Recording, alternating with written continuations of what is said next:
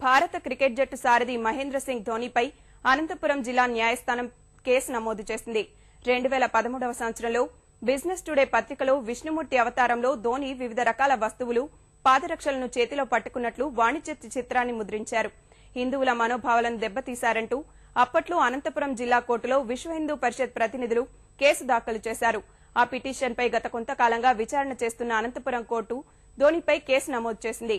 November 7వ తేదీన ధోనీ స్వయంగా హాజరు కావాలని కోర్టు ఆదేశించింది. బిజినెస్ టుడే ఎడిటర్ చైతన్య కాల్బాగ్ మరియు ఎంఎస్ ధోని గారు క్రికెట్ కెప్టెన్ ఖచ్చితంగా హాజరు కావాలి. హాజరు కాని పక్షంలో కోర్టు తదుపరి చర్యలు తీసుకుంటుంది. హిందువుల మనోభావాలను కించపరిస్తే ఎంతటి వారైనా, సెలబ్రిటీలైనా సరే, ఎంతటి వారైనా సరే శిక్షింపబడక తప్పదు అని చెప్పేసి ఈరోజు చెప్పడం జరుగుతుంది.